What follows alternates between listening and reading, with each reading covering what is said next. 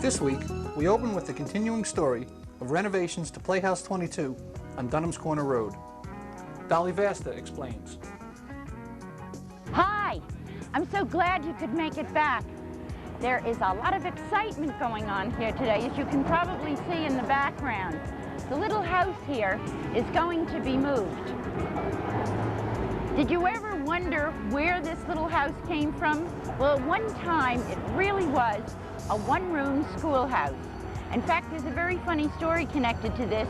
We discovered that one of the young fellows who had been working on the roof of the Playhouse, his grandfather actually went to the school. In fact, he brought us a picture of his grandfather standing in front of it in 1905. What all of you are seeing right now is a company called Brick Coat, and they're finishing up the final coat on the theater building itself. It was 2 coats of cement, and the last coating is stained, or rather paint is mixed into it, and it's a barn red. Eventually all the buildings will be barn red with white and gray trim, which we think is pretty nifty. We're trying to finish this up within the next half hour, at least the front of this, so that when the other machine gets here to move the house over, the scaffolding will be down and they'll be out of the way. I think everyone's running on fast time this morning.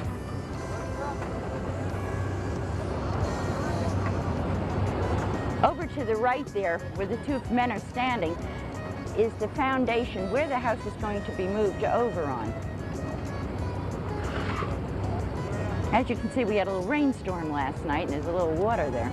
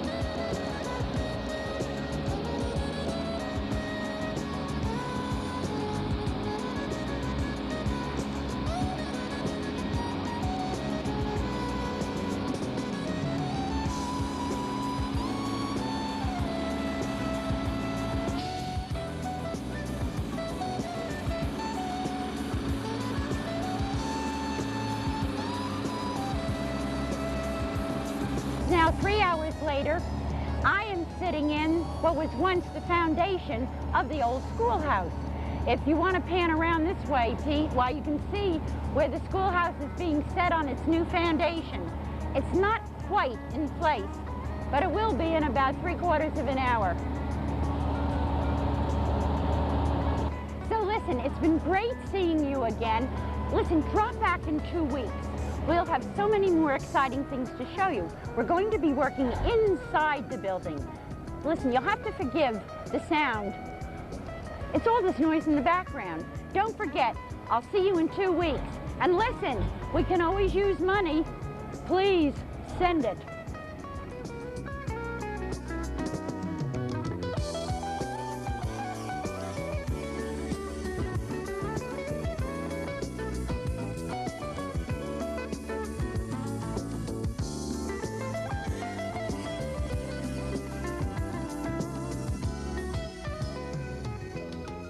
Free dental screening for nursing bottle decay will be given this week at the offices of Dr. Sherman in Brunston at 385 Cranberry Road in East Brunswick. Hi, I'm Dr. Sherman, and this is Dr. Brunston, and we're in our office in East Brunswick, 385 Cranberry Road, and today we are going to be giving free examinations and screenings to children 4 years and under for a condition referred to as nursing bottle decay. It's also called milk bottle decay, and it can cause some severe cavity problems in children from the time that their teeth erupt into the mouth and continue to do so to the point where their teeth have to be restored and or extracted because of severe decay. We're offering this free examination because we found over the last few years an increased incidence of milk bottle decay or nursing bottle decay, and we feel that we can identify the problem if we have more people come into the office and also educate them to the problems and perhaps maybe even prevent some future problems if a mother perhaps has a very young child. The younger the child, when we see them in the dental office, the easier it is for us to educate the parent and tell them how to care for the teeth and prevent nursing bottle decay. This free examination is being given today, Tuesday, August 10th, from 11 to 1:30, and it'll also be given this Saturday, August 14th, from 9 a.m. to 11 a.m. I'm holding here a brochure entitled Nursing Bottle Mouth that's been distributed for many years by the American Dental Association. On the cover it shows a pair of twins nursing, and this is how our problem begins. It starts out usually as an act of love on behalf of a parent who makes an effort to keep their child calm, relaxed, and give them the nourishment that they deserve, and oftentimes gives them a bottle at night to allow them to go to sleep. The mistake that they make, however, is they allow that bottle to stay in their mouth throughout the night. I'd like to read briefly to you something here about what causes nursing bottle mouth. The dental decay that develops is a result of the type of liquid found in the bottle and the feeding habits that result in prolonged exposure of the infant's teeth to this liquid. Decay can occur when sweetened liquids are frequently given to the infant during the day and nighttime. So we find that the problem is a result of the amount of liquid that a child is allowed to consume throughout the day or evening. Our program, the screening program that we've initiated, is designed not only to educate people about nursing bottle decay, but also to develop some public awareness and consciousness about how to prevent this problem. We've initiated a program to educate the community. Part of it involves a screening, other parts involve an outreach program to schools, PTAs, and daycare centers to help them understand the problems of this very difficult disease. Hello, my name is Barbara Jensen. I live in South River, and I'm a volunteer with Literacy Volunteers of South Middlesex. On September 8th, the 14 public libraries of South Middlesex County will celebrate National Literacy Day. According to the U.S. Census report, 1 out of 5 Americans cannot read well enough to cope with the problems of daily life. Do you have a problem with reading? If you cannot read or want to read better, literacy volunteers can give you another chance to learn.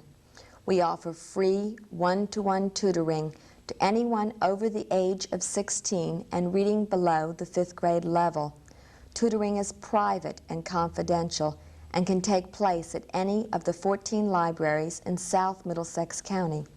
If you read well and want to teach someone to read, you can become a volunteer tutor. Please take this chance to learn again.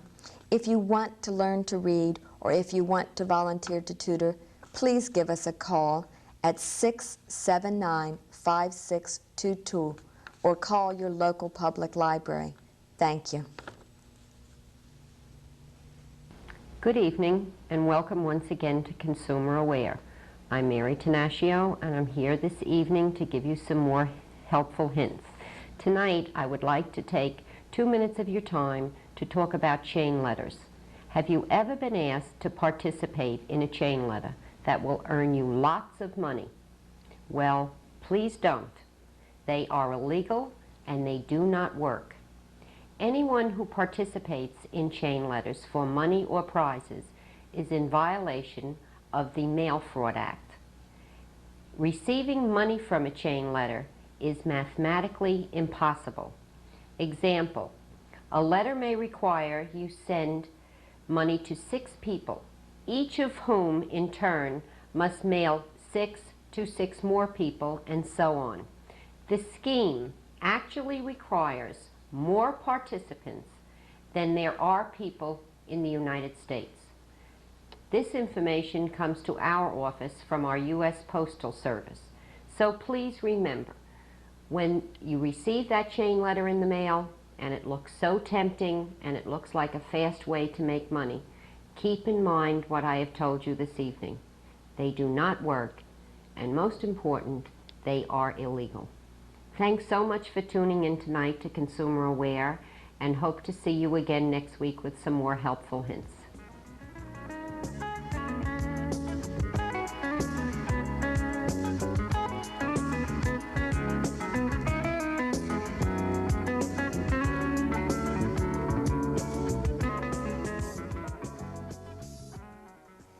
At this week's Township Council meeting, several issues prompted a great deal of public discussion. A group of homeowners from Brookdale Road in the Welsh Park area brought a dispute before the council concerning a basketball hoop located on the public right-of-way. I've had that in front of my house, and it's in front of no one else's house. It's directly in front of my house, and it's not in front of anybody else's house. So I've lived with this about 9 years, because basically when I moved down here I didn't want to make trouble, and I've had shrubbery grow, things like that, but I put up with it. But now we're at a point where these kids have grown up. They're not kids anymore. They're there from the time I get home from work till the time I go to sleep at night. There's 10, 15 there every single night. They talk about the lines painted in the street. They painted my car too. I cannot park in front of the house because if the ball hits it, the ball constantly comes up. I have an infrared system around my house that turns on lights all around my house, spotlights. The kids found out about this. So when I'm not home, they turn my lights on to play basketball. I can't, I pull up to my driveway. They do move, you know, but they shuffle out of the way. I have to stop my car. I have to wait till they move away. I want to back out. I think one issue that was brought out by Mr. Taggart is an excellent statement. There's no, as the kids are saying, there's no place for the kids to play in that respect. I think the township, number one, if we're going to address it, should consider putting basketball courts into the Wells Park situation. They put them down at Bicentennial. Why can't they put something for the kids up in Welsh Park? I believe several years ago they used to have something like that. Welsh Park is not as built up as it should be for the kids to use. There is a problem in the situation with the congregation outside, with the noise. We've had very little difficulty other than this radio complaint, so we've offered to take the radios off the children if we had known about it, or to tone them down. We called the police said there was no necessity in broad daylight for them to cut it down. I'm directly next to it, and I don't find that radio blaring in my ear like it does to some of the others in the block. But these are good kids. We've never had any problems in the neighborhood. We've developed boys and girls, and many of the fathers, we've all played together out there. And I don't see any reason why the court should be removed. And if it is removed, I think it should be removed all over town. It shouldn't just be us. It shouldn't be selective. I think you can deal with the issue before you tonight as a simple question of whether or not the town wants to give a license in effect to a private owner, in this case against Mr. and Mrs. Taggarty, to use the public right-of-way for a basket. And this is before you, and it may create a precedent if other complaints come to you. I don't think it requires you to go out and inventory every basketball hoop in the town and tell 200 people to take them down. I don't think, but I think if the next person comes in and complains, I think you've created a precedent for that. Well, I just wanted to comment that I think it's very unfortunate that this particular situation did come to the council tonight, because either the basketball stanchion stays or it doesn't stay. And that's why I asked Mr. Bush whether we're dealing with all the basketball stanchions in town, and in fact he said he doesn't think so. In my opinion, I think a resident has the right to enjoy his property. It should be quiet if he wishes it to be quiet.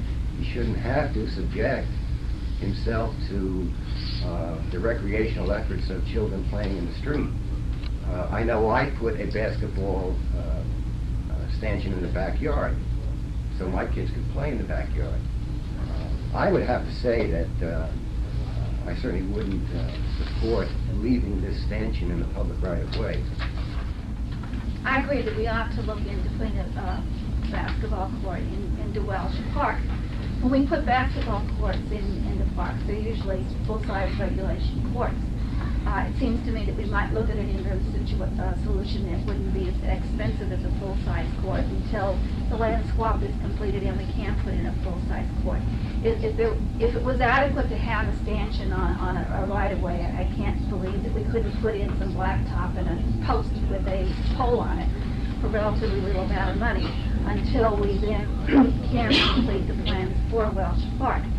And that I very strongly recommend, and I would ask Mr. Runyon to get in touch with the park officials and see if that can be done. I would agree with the rest of the council that once this has been brought to our attention, that we really cannot allow it to remain, primarily because of the liability, and also because there seems to be a solution which would provide the basketball for the people who want to play it somewhere else. So that I would agree that we would ask that the court be removed, and we'll try to get a temporary solution in the Welsh Park as quickly as possible. The council decided to suggest the removal of the hoop and will look into construction of a basketball facility at Welsh Park. Later in the meeting, many citizens voiced their opinions on the septic systems management area plan.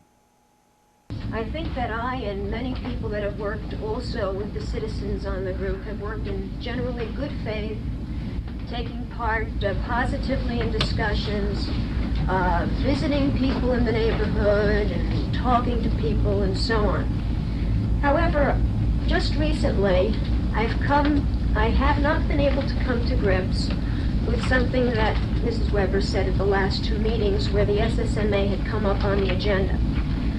Mrs. Weber, you stated that if grant funding is not given to this plan, that the township simply will not follow through with it at all.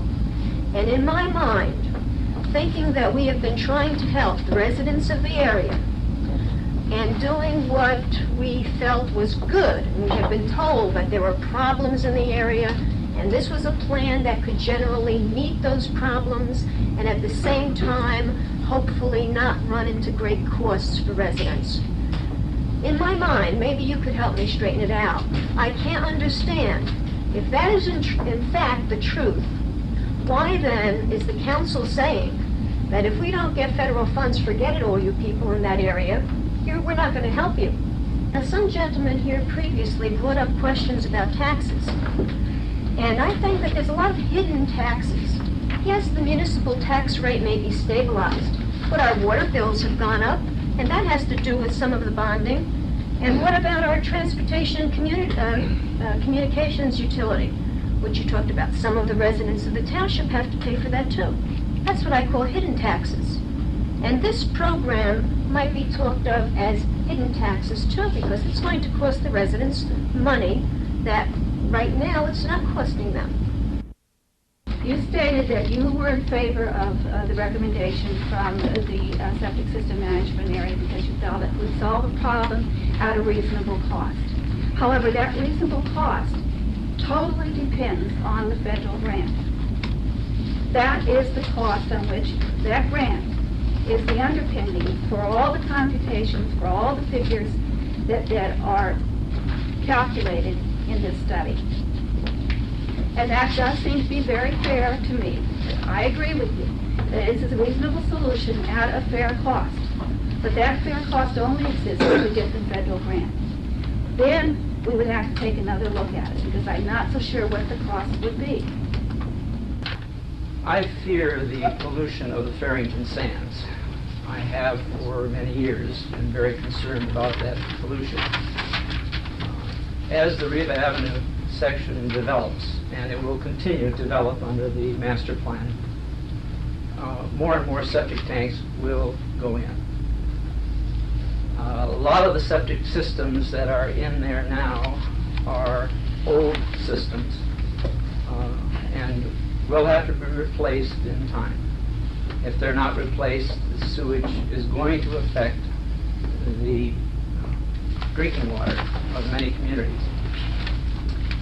I look at this as an opportunity at this point to creatively solve a problem before it gets horrendous.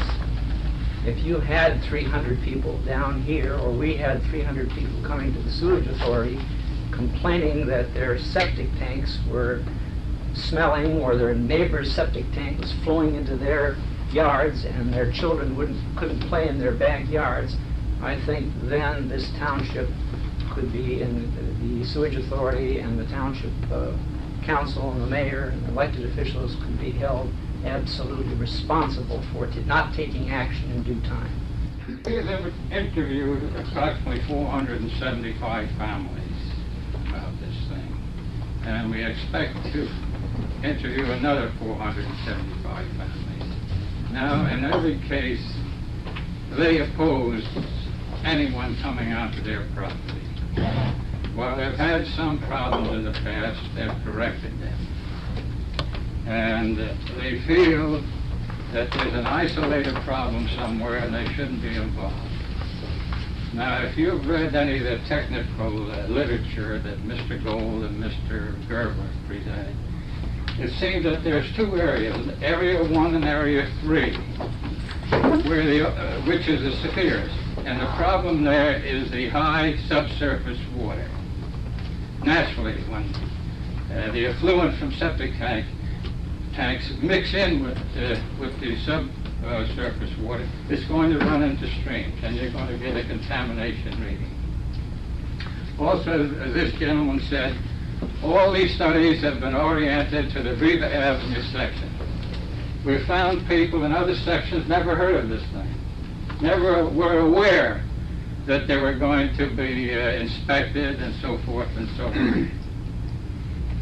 But as I said, the consensus of opinion is that they've had problems, they're corrected, and the severest problem in certain areas should be corrected either by some authority or other, but it should be a spot correction.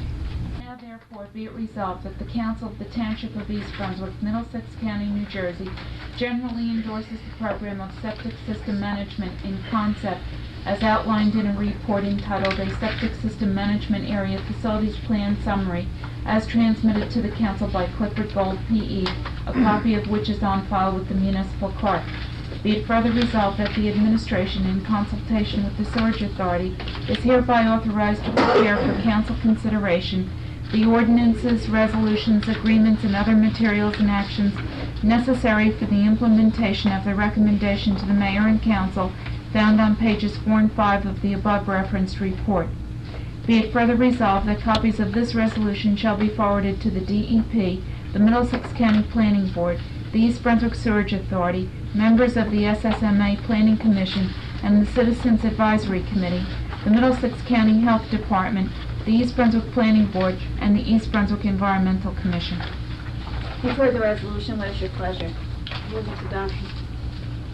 Second. All right, it's been moved by Mrs. Blackman, seconded by Mr. Hertz.